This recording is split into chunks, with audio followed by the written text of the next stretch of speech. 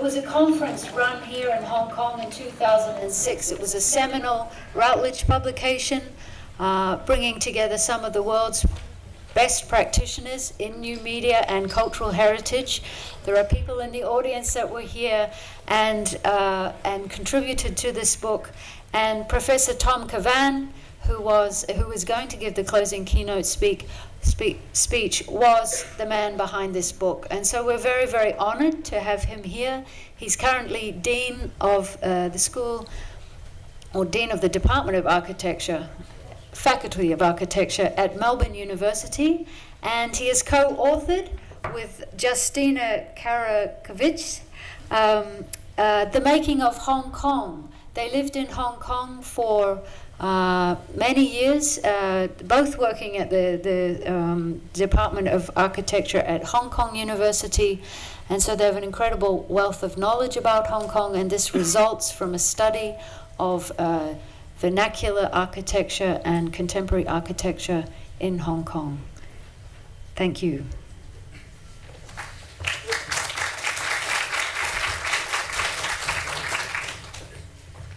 So, as Sarah mentioned, in 2006 we held a conference. It was more like a seminar and a workshop where we were working our way through some ideas about new media, heritage, the presentation of heritage, the engagement of media in the management of heritage, and we took a very broad view of what heritage was. One of the chapters in this book is about a project called the Hong Kong Memory Capsule, which was a project in 2004-2005, which looked at trying to capture heritage experiences, the vernacular heritage, essentially, of Hong Kong by asking for contributions from the public and then curating those, but to a minimal degree, and then making them available for people to react to, which they then did and fed in more information. And that was a fascinating experience in bottom-up collection of heritage. The ideas that we're going to talk about today are about the heritage of Hong Kong, but in a very different dimension. Because Hong Kong is a place that has a distinctive history. After the land grab of 1847, for example, when things changed, and Hong Kong became a center of opportunity suddenly, there was a very different momentum built in the history of Hong Kong. But it has a deep southern Chinese heritage, which has been manifested, articulated, and changed into a distinctive Hong Kong heritage in addition. So what we're going to talk about is how we, in the world of architecture and urban design, engage with such heritage, and what we understand about heritage and how we use it in a digital form. But it'll be digital forms of production rather than digital forms of presentation. Let me just couch this by saying we aren't just outsiders coming into Hong Kong. What I said was I'm a Hong Kong person. I was born here. So in that way, the culture of Hong Kong is something that is deeply embedded in my thinking. And we'd like to explain this culture to you. So my co-author and colleague here, Justina Karakovic, and I will go through a paper where I'll take the first half and talk a little bit about the background, heritage, and the likes, and then she will take over and talk about its application into some work we did in Hong Kong, in particular in Mongkok. So this painting here, by the way, we found with great joy and relief is outside in a reproduction. So you can see it in detail, but we put it on this slide because it's central to the idea that we're going to present today and talk about. So you'll see it in greater detail if you go outside. Cities, our proposition, cities are cultural objects. And when you are creating cities and developing cities, what you're doing is curating the cultural object of the city. It's not a technical issue. It's not a geometric issue. And if you are creating sustainable cities, which is a great drive today across the world, what we have to recognize is that sustainability is a cultural issue as much as it is a technical issue. So, let's go to the culture then. Let's get the technology working. Go to the culture. You don't need to read what's on the screen here, but it's there to illustrate the fact that in the West, especially European cultures, where many of the language elements, the concepts that are created in urban discourse those cultures are based upon a language, a written script, which progresses from left to right in a linear form. We are a linear culture. The Asian culture, especially Chinese culture, which is not. It is a spatial cultural literacy. And that is a fundamental difference that underpins much of our thinking. While language, written language in the West is constructed out of discrete elements that are assembled from left to right, and the spaces between are the elements that define how you read the constructs. If you change the spacing, the word changes. In Asia, in China, the language is created out of spatially deployed elements. Characters are built across a 9-square grid, and then those characters are deployed across a plane, a page, and they can be deployed in different ways. And we can demonstrate to you with another image that you can read Chinese in multiple directions. Not meant to be, but you can take a string of characters and read it in different directions and come up with different meaning. You can't do that in English. So, or German, or Italian. Same is true with space. Space in the West is deployed as elements that the elements that form around a void, but it's the buildings that we read, not the void. Go to paintings. Paintings in the West are constructed of objects portrayed on a plane, and the volume of space is constructed out of the way that they are deployed. Whereas in Chinese painting, it is the spaces between that are important, not the objects that are on the page. And you construct the volume, you construct the depth of space by the way these elements are portrayed across the plane of the canvas or the paper, as opposed to constructing them geometrically. So there are different ways of reading space and deploying space. So too, from the urban context, and this again is the painting outside. This is the Qingming Festival painting that shows you how a town is being engaged in Qingming, which is the spring festival for ancestors. But what's of interest to us is the way in which space in the town is being used. And here you'll see in the center of the painting a bridge, a major bridge crossing the river. And this illustrates that the major public space in a town, in Japan, in China, was such things as a bridge, because you could climb up there, you'd walk over the bridge, and then you would get a vista, and you would see the town. Squares, as we deploy them in the West, are unknown, except in modern constructs in China, where certain cities have been reorganized to create Western-style squares. So the nature of public space, the way it is created out of the townscape, and the way it is engaged is fundamentally different from the East and the West. So too is food. Another deeply cultural activity. This is some work where Sarah Wigglesworth has mapped the use of a dining table. And it starts with a very formal place setting. And in that formal place setting, what you are doing is defining private space. This is my place setting, you've got yours over there, don't slouch into mine. Right? And certainly don't pick any food off my plate. And as the meal progresses, those areas are renegotiated, but it is a process of renegotiating private space. In China, that's not true. Chinese meals are constructed around the act of sharing, which is why you have circular tables and all the food's in the middle, and it's about collective engagement, not about the privatization of a piece of a table. You can think about the food as well. In the West, everything gets doled out. You get your meal, they get their meal, and you are given the volume of food you're going to eat. Whereas in China, you construct your meal as you go. I'd like a little bit of this, and I'd like a little bit of that. But then that taste over there has to come back into play.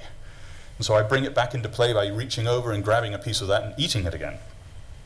So it is with table settings. And the way we eat is in many ways a reflection of our understanding of privacy, of individuality, and of the space that we occupy.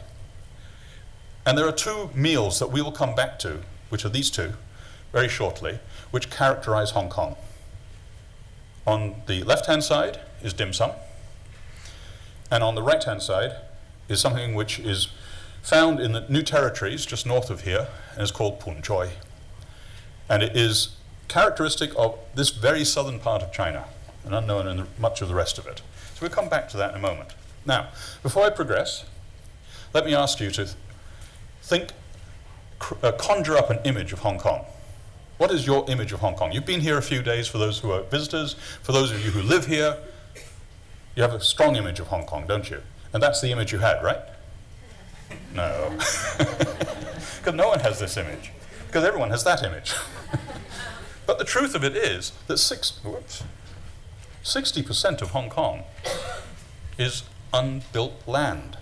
Now, it's unbuilt because it's unstable, but it's unbuilt. Just behind here, this building sits on the edge of a hill, which is famous because it's Lion Rock, but it starts a large area of open space. So Hong Kong is essentially very selective use of space, tightly built, contrasted with very open areas.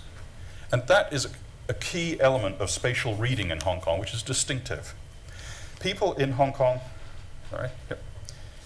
move over from using space privately in very, very economic ways.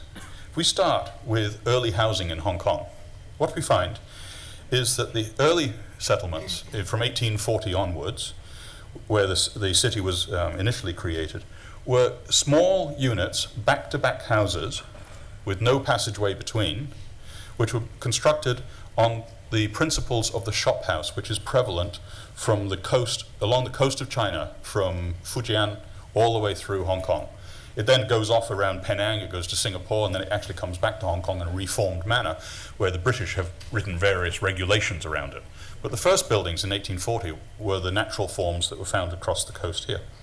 And those buildings consisted of the small shop space below, which opened out onto the street, and the room above. But anyone who knows anything about shop houses knows that there's no strict delineation of spatial usage in a shop. It is very free form. And in this form, it took a particular feature in Hong Kong with no passageway or laneway at the back. There were great restrictions on what you could do at the back. And if you wanted to cook using charcoal, which would be the common way of cooking at that time, you could indeed try to do it there. It does indicate that there is a vent in the roof there. But most of the cooking would occur out here on the street. You would translate what would be a private activity in some cultures and put it into a public space. So you claim public space for private activity. And that form begins to morphose into the shop house. And at this point, this is where the shop house has been on its journey through Penang, gone down to Singapore, developed the 5-foot way, formalized the balconies, merged back into Hong Kong, and using those formalisms and rules has then extruded vertically. And that's in a short history of a shop house. But this was what the main streets of Hong Kong, downtown, Queens Road Central, Queens Road West, looked like. And you still see it in part. It's the shop house morphosed and extruded. So you start getting this typological development of Hong Kong, starting from a very simple shop house form, which morphs its way through, accommodating the great demand for additional space because there were constantly people coming into Hong Kong. It was a place of opportunity, and therefore people turned up. And there was, right from 1847, there were more people demanding space than there was space. And the history of Hong Kong starts in this form, terribly constrained around this harbour, which was why the British claimed the island. So the British came in 47 and claimed that island, set up a strip of development along that front, overseeing the harbour. And then by 60s, decided they had to claim Kowloon as well. Just south of where we are now is the border, as it was, but it's called Boundary Street. And they needed that space because they needed to protect the whole of the harbour. And then in the end of the 19th century, they claimed the whole area known as the New Territories, which is all of this area, plus that, where the airport is now. And they needed that because they could work out, if you put a cannon here, it could not land a cannonball in that harbour. And that's how they drew the line. Very arbitrary, but it was about protecting the harbour. So there's this, but all the way along, they were constrained by what was flat land. So if you go to Hong Kong Island, you'll see the tram lines. They mark the old waterfront. And they're now well back from the waterfront. But the city developed, then extruding upwards, But to get more space, they cantilevered out and started claiming more of the volume of the space. And as the city developed and expanded and the population grew, so it grew from 1946, it was about 600,000 people, roughly. By 1967, it was around about 3.5 million people. So it was a huge expansion of population. And the buildings then grew upwards and upwards. And you get these mega blocks which begin to appear, in which there's the shops below, but there are shops up here, and there are restaurants up there, and there are medical clinics up there, and there are factories up there. And the planning allowed the space to be used in multiple ways. This is a direct translation of the way public and private space was ambiguous right from the beginning. And it's that ambiguity of public and private space which is a deep heritage of Hong Kong. And yet, when you start getting the growth of Hong Kong beyond the 60s, into the 70s, where you start expanding outwards further, but the pressure for going upwards is so strong, it gets formalized, and the activities get segregated. And you end up with shopping at the bottom and residential above, and the planning laws start changing and morphing. There's a comment earlier today about how governments work with regulation, and what we notice in Hong Kong is the government is constantly regulating that which people have just discovered. So they discover things, and the regulation comes in behind and allows it or disallows it, and they often allow it, sorry. One of the key discoveries in Hong Kong in the 60s was the idea of these scissor stairs, which allowed us to put 2 staircases into 1 stairwell. Great invention, economy of space. Someone in the US tried to patent it in the 1990s. But it actually appears in China in about 1480 in Xi'an in a temple for the first time. Well, that's outside copyright. So you get this development from a shophouse slowly through these forms to what we know of today as the podium form. And so it's a very rapid encapsulation, but the podium form appears in Hong Kong as an answer to the need to deal with, while the ground area of buildings are expanding, also the vertical dimension has to be extruded. But they also then need sunlight, because our streets are narrow.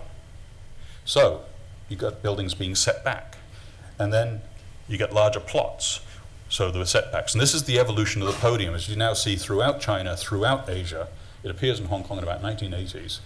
And you get this growth. So one of our propositions is there is a cultural heritage in Hong Kong in the use of space, which needs to be understood as having a root in the chop house, which has been lost through regulation and has been regulated out, and ended up here with these things like islands, which are connected and isolated from each other by their bridges. So that's why Hong Kong is known as a vertical city. Our proposition is that's wrong. That's the dim sum version. Right? Because dim sum is verticality. It is about the stacking of objects on top of each other so that the steam rises through and everything's cooked, but nothing contaminates anything else. So your prawn dumplings are prawn dumplings. They're not covered in something else. So that's the dim sum version. Well, look at Hong Kong. Now, if you come in by the train from the airport, you will have seen this. This is the world's busiest container port, off and on, but I think it's the busiest today, with these towers next to them that have 14 floors of warehouse in which the 40-foot container is driven up 14 floors by a truck.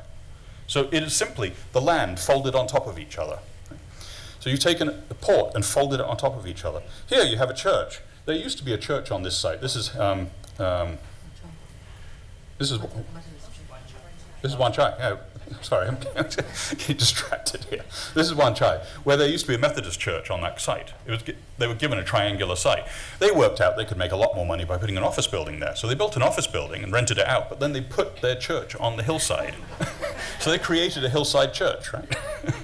This is one of my favorites. It disappeared, but it was a fabulous part of Hong Kong. Horse racing is fundamental here. There's a big horse racing course just up here. There's one in Happy Valley. The Happy Valley race course didn't have enough capacity for all the horses. The storage, the stables were up the hill in a little tight valley. So they built, the Jockey Club, ever inventive, built this building, which has all of the stable hands living here with their families. Down here are all the stables. There's a ramp here that goes through the building, goes out, goes through, goes up, and the horses end up on the roof of that building. So all the horse exercising was done on the roof of the building in which other activities was going on. So you invent land. In Hong Kong, we invent land constantly. We build bridges, we link buildings, we have great networks of which are above ground, below ground, and it's this ambiguity of land, the ambiguity of the ground plane, which is also fundamental to Hong Kong's heritage. Because you're in a steep place, who cares where the ground is? You can invent the ground. And from 1850 onwards, people were doing that. There are written records of people building bridges connecting between buildings with planks, so they could walk faster from one part of town to another and not go downstairs and then go back up the stairs. Why bother? So the connections of the city exist across space, but below ground, on the ground, and above the ground, with great freedom. And that is also a cultural heritage of Hong Kong. And it is not recognized typically in planning processes, but then is brought back in a little bit later. So you get this element here, which we call the pedway. It's a pedestrian motorway. So we condense that to a pedway, which is the high-speed access from the KCRC, or what used to be the KCRC, the heavy rail to the underground rail, through Mong Kok. And you have to walk at speed along this with very few exits, just like a motorway. And then McDonald's comes along and says, hey, wait a minute. There's pedestrian traffic down here. Okay, 7-Eleven can have that. There's lots of pedestrian traffic here. We'll build this bridge and put a McDonald's here on the 3rd floor. So this is the Hong Kong culture of inventing space. You've recreated the city and created the volume of the city. So you've got the escalator which zips up through the city and transports tens of thousands of people every day up and down. And so in this story, the dim sum has become translated to be understood as the volumetric city, which is the Poon Choi. Why is Poon Choi volumetric? Well, here you see a festival in the New Territories, and you can see the bowls being assembled. These bowls are about that size. It's for everyone to dip into and eat out of. They eat collectively around a big bowl, and the bowls are layered up. And the bowls are layered up with various levels of food. And at the bottom, you put the most basic infrastructure. Most basic infrastructure are things like parsnips, turnips, pretty tasteless things, but they hold the bulk. And then you put the good stuff on top. And then as you cook it, the good stuff sends the stuff down to the bottom, and the bottom infrastructure becomes really interesting. That's Hong Kong in a capsule, or in a bowl.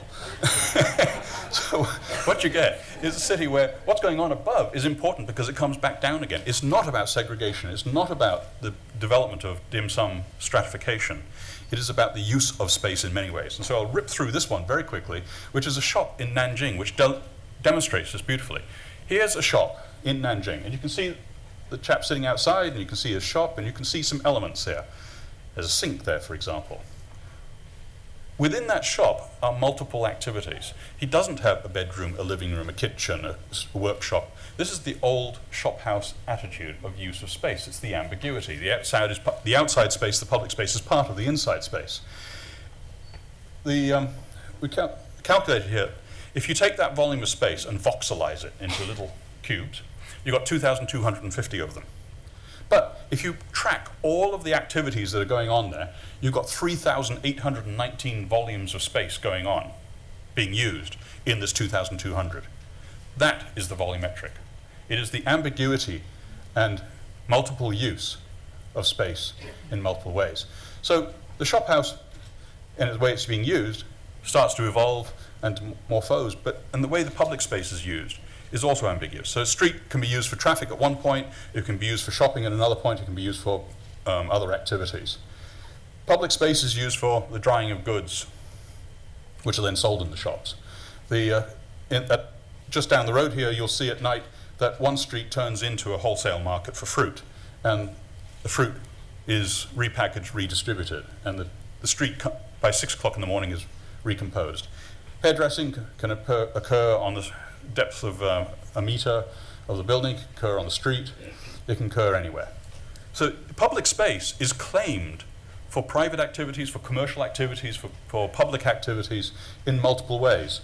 So you can change the definition of a space by just putting another plane above it. So we define, for example, that there's a restaurant below, but a canopy above, and the public space is claimed by that person's activity. So there's your result. And you see that a lot. public space is used for other private activities quite readily. And here you see a game, a communal game going on in the street, and this is how you set it up. You walk along with your table and you claim public space for private use and communal use. And it's an accepted process. These are photographs from China itself, not Hong Kong, but it's the same thing here. So by simply laying down a newspaper, you've claimed it as private space. And this is a phenomenon on Sundays in Hong Kong that many of you will have seen, which is the reclaiming of public space for private use. This is Gary Chang, an architect in Hong Kong, who took over his family's apartment, which was a minute apartment, 25 square meters, I think, 32 square meters. But he's got many, many uses in it.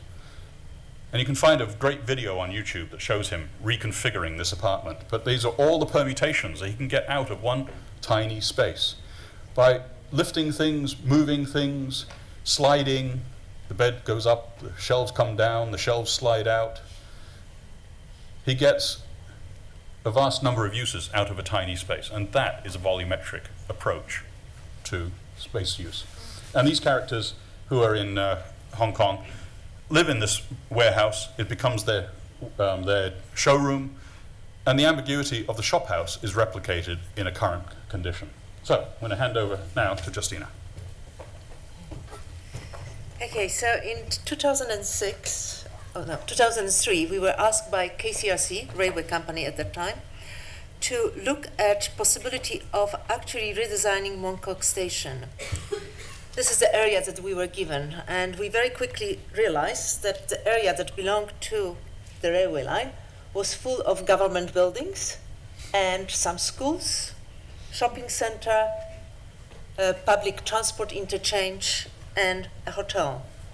We were allowed to actually propose something that gets rid of all the buildings on site and come with something new. So if you look at the section, what you could see that there are tall building, government buildings that are here, and the station is on the upper level. That's just geometrical representation of Mong Kok. We looked at density, we compared the density of different places in Hong Kong, and we compared the pedestrian movement. What we find out that the density, the spot density, have nothing to do with the amount of people at the street level. The densest places were one that actually had the least residential density. We also look at different development of different typologies, and then we digitize it using binary kind of system where we looked at use of open space versus built space on each different site. But one thing that really interested us was the air movement. We knew that whatever we propose, if we can't suggest to the client that we will improve the air quality in Mong Kok, which is at the moment one of the worst places in the world, the yellow line here, if you look at the pollution level through the year, the yellow line indicates the level where basically is unacceptable by WTO.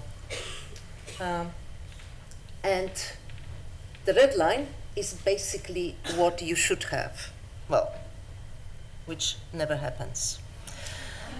Then we looked at Mong Kok and Tim Sa Tsui. They have exactly the same urban form, but the speed of the wind in Tim Sa Tsui is dramatically faster than one in Mong Kok, although the orientation towards prevailing wind is exactly the same.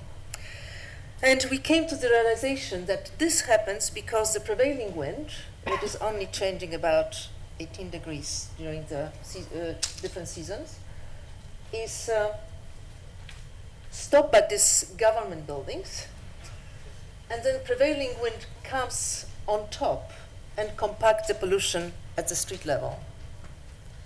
So we decided that if we remove all these buildings and come with something that is a porous structure, allow the wind to enter the urban structure, the situation could greatly be improved.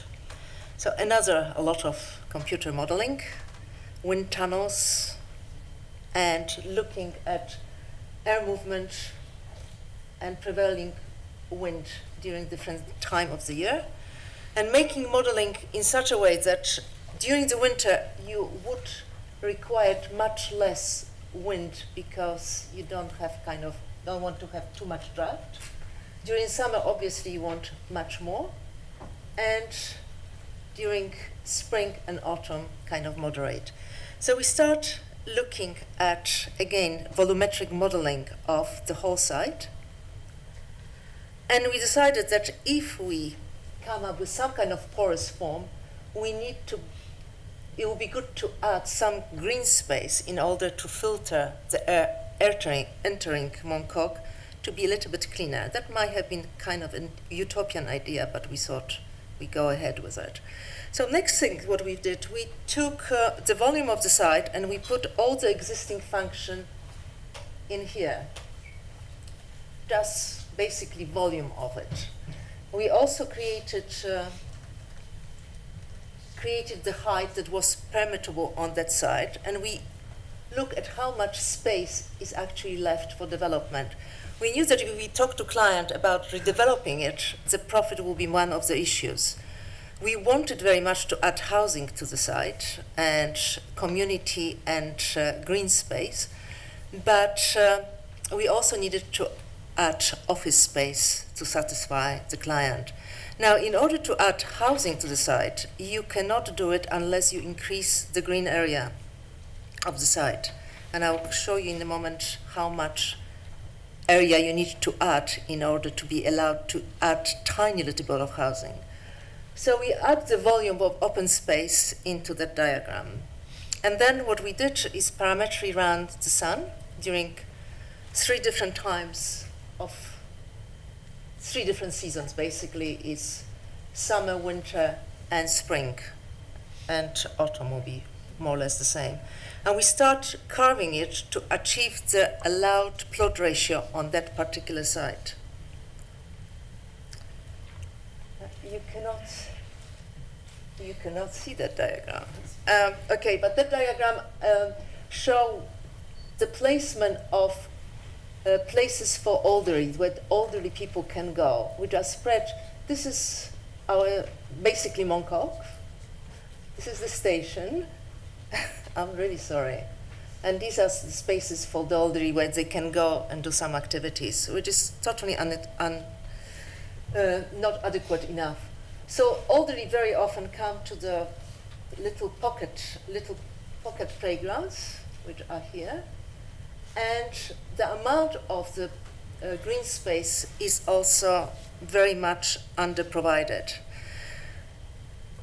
These little pocket spaces are incredibly over-designed, and all the activities, basically most of them have huge amount of little signage what you cannot do and how to use all the different equipment. So, and all the equipment is designed specifically for one specific function. But occasionally, you see the space used for other activities, like taking your birds for the walk, which elderly do. So in order to provide a housing on our site, we needed to demolish that much of Mongkok in order to basically get into the quality and amount of green space, which obviously was not possible. So we decided, in true Hong Kong style, to stack up the green space and make it as an attractor. Basically make a vertical green space. We also decided that the community facility at the moment are in containers, and we know that if you consider space as a container, it has no ability to grow. So any kind of conceptualization of the space as a container, or typical modernist attitude of form follow function, it destroys possibility to growth and therefore possibility to change. So the next thing was how to change the containers. Because in community spaces, if you have a container for a room where you can play table tennis, it's the only function that you can do there. But in order to rent that room, you have to have a partner to play ping pong, and then you can book it for an hour and play and then leave. So if you have never ever seen somebody playing, or if you haven't got a partner, you're not part of this activity. We decided to make all the activity that you can interact with them passively or actively, and introduce into these activities that at the moment are in containers with open space and water. So we did a lot of kind of two-dimensional and three-dimensional diagram. And eventually we came out with a green wall, where all the kind of activities that people could do are happen in 3 dimensions. So we've had computers where you can monitor your shares for the elderly, which they do very often, Tai Chi places, playground, game fields, library, cinema, etc. All within the station's height. And also we look at, if you introduce the water space, the other activities will come naturally. So if you have water, people will probably start having little boats. If you have little boats, there will be shops selling parts, etc., etc. So it's possibility of improving that place and growing, hopefully. Same. We also looked at current redundancy of space related to public transport interchange, and trying to modify to use less space for it. And eventually our design ended up with something like that. This is the station, very porous structure, ending up with the green wall with all the community and facility for elderly, that hopefully would clean a little bit of air, but that is questionable. So that, and we also provided activities like swimming against the currents. So you can either have a sauna in one of these bubbles and look at the Hong Kong market. And this one is creating new Hong Kong Olympic stars where they swim in a glass bubble so they can't keep their interest about swimming. So this is the station, how it looked today. And this is how we kind of visualize it in the future. Now, when you talk to the client, the thing that really talks is the money. So we did modeling showing how much space we can add to try to persuade that our design was absolutely fantastic in terms of financial returns. And then we did parametric modeling to show the readable value of different spaces. So the spaces facing green had bigger value, etc., etc. We did a lot of modeling, and the client was nearly happy, but only nearly. And then, this is the last thing I'm going to show. We took all this theory and saying, if you were to design the city as Ponchoi, what will be the future? This is our entry to Venice Biennale in 2010, where we produced 3D animation of possible volumetric city based on our experience from Hong Kong. And in here we digitize the spatial experience as you go through the spaces and turn it into megastructure, basically.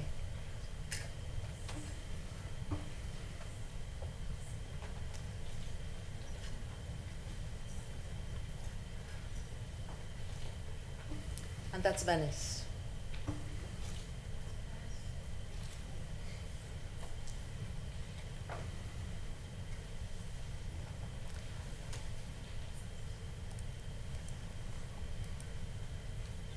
Oh.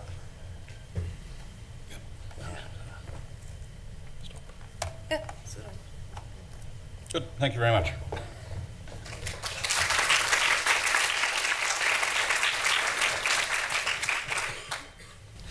A different spin on cultural heritage. Hand it over to Sarah. Are there any questions? Yes, Peter.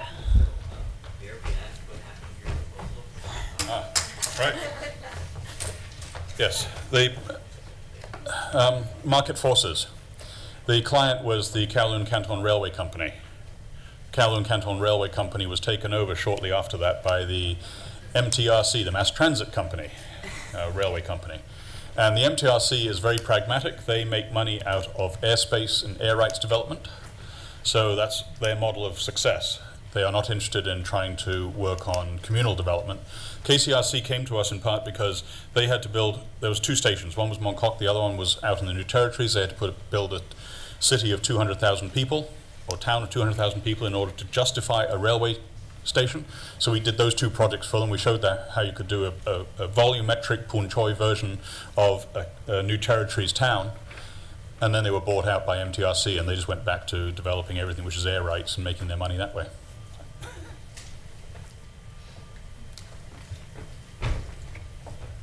I should just say that Mongkok project got a lot of publicity. It was in the newspapers. There was a lot of community interest in it. There were blogs supporting the idea, pushing it. But when KCR was bought out, that was it. 我都喺香港出世. I was also born in Hong Kong. Good. Thank you very much for your presentation. You probably observed that we have a nasty tendency in Hong Kong. For every 40 years, we digest our own buildings. Your concept of taking a public space and making it private as a characteristic of Hong Kong is fascinating. I'm very interested if you ever thought of doing it the other way around, of taking a private space and making it public. And the reason why I ask this is that in today's SCMP, you probably read about the Hotong Gardens at the top of the peak, which is a private space, which will now be demolished. So I would love to have your thoughts on what might happen to do the other way around. You want to answer that? I think this mic also. Yeah, that mic is on. I think in a way a lot of it is already happening, because if you look at Filipino Maze, we actually came up with different definition of what public space is. And our definition is the public space is a place where you can privatize for a period of time. So wherever you can have a picnic is a public space. Our son was going around Hong Kong with a blanket and a girlfriend and a bottle of champagne. And the only place that he was removed was the path when you go Garden Road towards what is the building where? Tung Chi Wa's house was up on just at the top of Garden Road. So there's a triangulated space, and the picnic lasted a minute, because they must have some kind of hidden camera, and they strayed away because it was security problem. But otherwise, you can have picnics in a lot of public spaces, not in a shopping centers, but others. But the question was, how can you publicize private space? Yeah. You invert it the other way. And so in Hong Kong, there is some tradition of making public your private space. For example, there's the very popular, they call them private restaurants, the restaurants which are in people's houses. So you take a tower, which is essentially private space, and you turn it into a public facility by allowing the public to come in and using it. So it's an essential part of that mixture from the shop house again. Right. Just to follow up, because in the last few days we've heard a lot of wonderful technologies. I mean, in the break, you can go next door, you can see all these scanning technologies. And so one concept that I think is quite interesting is whether or not for a private building that's being demolished, you just basically scan it. And that data has then become public. You can scan the building. Right? You could take Hotong Mansions and scan it and build a digital model of it. But why can't we create a development around there which gives the developer the private space they can sell off, which also gives the public access back to the garden in some form? It's not impossible. There are ways of doing this. We looked at Tiger Balm Gardens when there was a proposal a few years ago, take that old building and turn it into some other function. And the idea there was exactly that, of trying to create private spaces which allowed the public in. So the private spaces justified the finances of it, but you still keep the functional use. What Hong Kong is threatened by constantly is a very Western approach to planning and zoning, which separates and segregates the two. And it pushes industry one place, schools the other place, residences another place, and everyone ends up in traffic jams. The essence of Hong Kong is that everything is mixed. And the success of Hong Kong is that you can redefine space constantly. And we would argue that one of the successes of public space is the way it's redefined on Sundays to accommodate lots of people who need some private space, which is the maids. And Lord Foster loves to talk about how he built the most successful public space in the world, which is the grounds space of Hong Kong Bank, right? But he didn't do that intentionally. I don't have a question, but I just want to thank you for probably one of the best story of a city I've ever seen, and I could only hope that we could see more of this in tourist brochure. Thank you. Well, thank you very much. You can buy the book. I got that one in. Okay. I was wondering, yeah. A question a little bit away from this, but I've always wondered about since I've gotten here. There's so much activity under the street level with these vast MTR stations. And I cannot, I was just wondering if you knew at any moment what proportion of people walking around Hong Kong are actually underground in that lower level compared with the street level. I cannot imagine, you know, if all those people had to be on the surface, and just as in most cities, you have your entrance to the metro just sort of near the tracks down 2 steps. What has that done for the city, and what would have happened without it? I think you need to read both the underground and the overground together. Right. I think you have to read both the underground areas and also the bridge or overground areas together.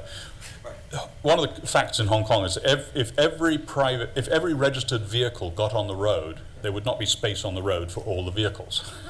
So therefore, Hong Kong only works because there's parking spaces. It's the same thing with ground space. If every person in Hong Kong got out roughly where they live and where they work, for example, and stood on the pavement, I don't think we'd have enough pavement at all. We rely upon the overground and the underground to take some of the pressure off. So you're quite right. No one knows what the numbers are, but I don't know what the ridership of the MTR is at the moment, something like 7 million a day or something. So you can just do quick calculations. But yes, there is not enough ground space in Hong Kong, which is one of the magic things of Hong Kong. It takes advantage of it.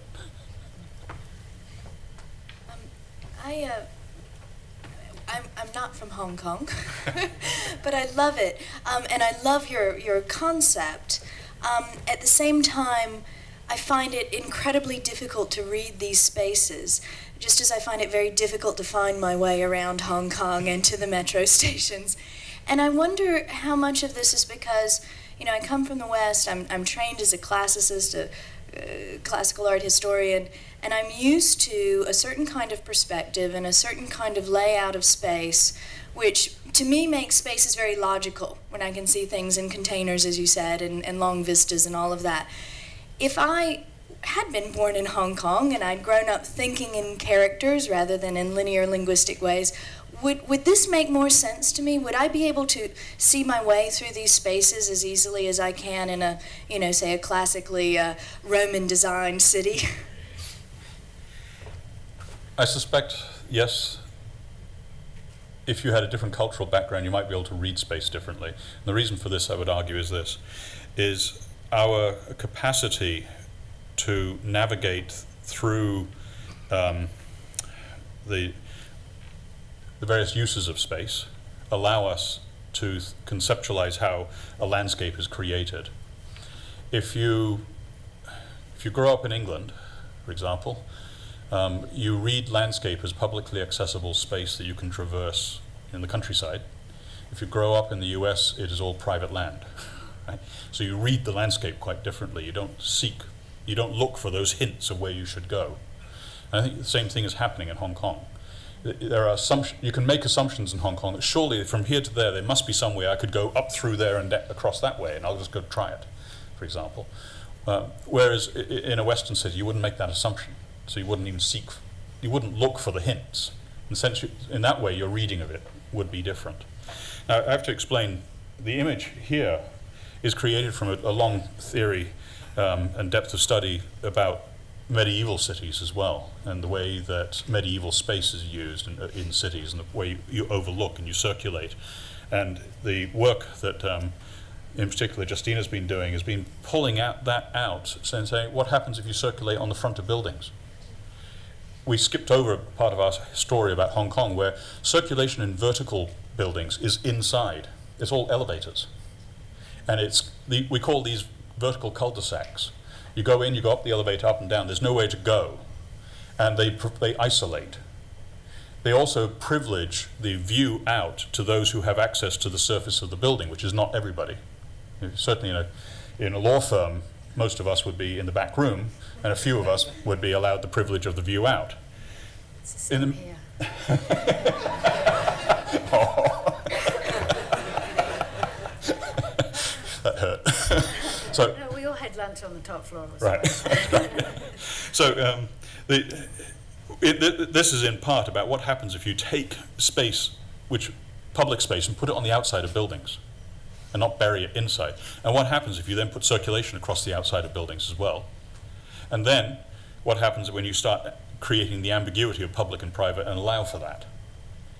And so there are several layers here which would make it more difficult to read, but it can be easily learned, I think.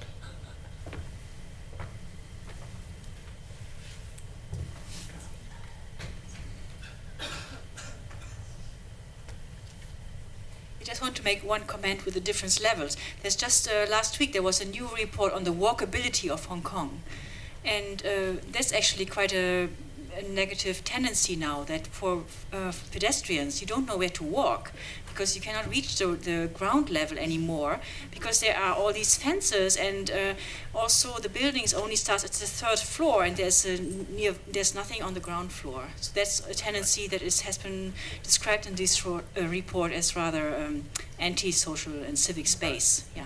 Could That's you interesting. comment? I missed that, unfortunately. I try to read the South China Morning Post regularly to keep up with what's going on here. That's fascinating because that's exactly the outcome we would anticipate and have anticipated in our work, is as you go towards the podium structure and the developers' aggregation of space into large lumps, their benefits come from the privatization of space, in other words, the shopping mall, where they can open and close the doors and control the rents. That then makes the streets irrelevant because they want people inside the mall, not outside. So the streets then become barren and become mere conduits for vehicles, and so become very unpleasant. And that has lost the basic culture of southern China. So what we're arguing for is you get that culture back and you avoid that. It's very, very sad to see it, especially in the waterfront developments. That's where you see it most starkly. The priorities are completely wrong. Peter. Yeah. I can repeat. Those podium structures you described sounded very, very Western. They sound like the classic kind of tower on top of the mall that we're used to. Not, I wouldn't say from Corbu, because Corbu didn't put the mall underneath, but if you merge American capitalism and shopping services with the Corbu Tower, that's what you get. But it sounded like, from your logic, there should be multiple levels and commerce levels in the towers as well, and things probably sprouting out, maybe a little bit like what we're seeing in the picture here. One of the reasons why podium structure became popular, that you had to, when you add residential into the city, you've got to provide open space. Now the podium structure multiplies the ground floor, so you can provide some recreational space that is limited to people who live in a tower, but you're adding the green space or recreational space to the structure. So that, and also you keeping the first basically the first podium structure were still within the keeping of the street layout, so they were keeping the continuity of the street in a way, and then building something on the top. When you move the podium structure in new territory, you're constructing islands, basically, like fortresses, medieval fortresses, where some people are allowed and some are not. Please. I would like, like everybody, I appreciated really all the analysis of the Hong Kong situation, and I love the transversal vision between the way of writing, the way of fitting, and the way of building and living. I have one version and one more question, sorry, and one more historical. The station project made me think a little bit of archigram. So yeah, I guess you will have some comment on that. The liminal question is, I'm thinking about this this pathway here, and I'm thinking in summer it's too warm, in winter too windy because you did everything to have more wind.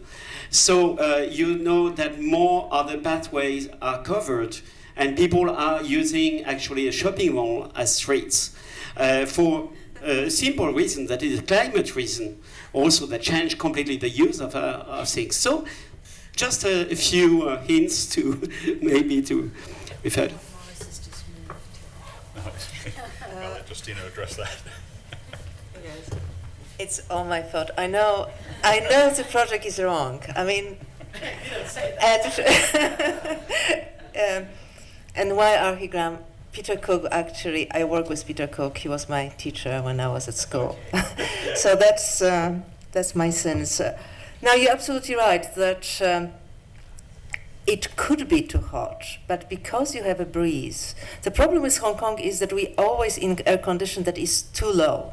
It's set up to the temperature that when you come to the office in the summer, you've got to put jumpers on, because otherwise you freeze. So you come from that kind of freezer. I'm sure meat is preserved better in cold temperature. So yes, we preserve better. However, when you come out of this really freezing temperature, the heat on the street really hits you, and the humidity. Now, if you just imagine that you constantly have a breeze through the space, natural breeze like fans, or allow cross ventilation going through, you probably will not feel the humidity, and your body eventually adjusts to the hotter temperature. So that's summer. Winter, as I said, we did modeling for the prevailing wind, how it changed. So actually in the winter, we were blocking the wind through certain parts and allowing the breeze at the street level to just dissipate the pollution. So I don't know whether you remember, there were 3 diagrams, and the opening within the structure are for the winter, for the summer, and for the in-betweens. So yes, I mean, sure, there's a lot of work that should be done and could be done better, but we're working on it.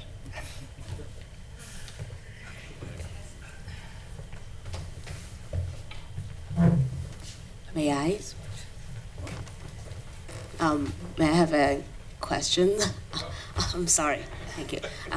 First of all, I would like to say I was living in the mainland when I was little, and then I moved to Hong Kong and study and grow up. So basically, and no matter urban, countryside, or public housing estate in Hong Kong, or even in recent year, Mongkok, or in the Hong Kong Island, I basically lived everywhere.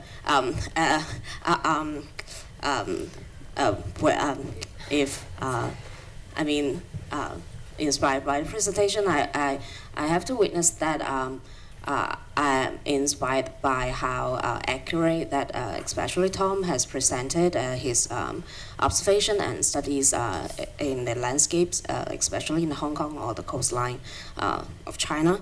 And then I would like to say, we just saw the last maybe a model or a theoretical space designed by the group presenting to us. To me, it is it makes quite a lot of sense, because it is not some virtual or imaginal things to me, because if I'm not sure if some of you had heard about the Kowloon Old City in Hong Kong.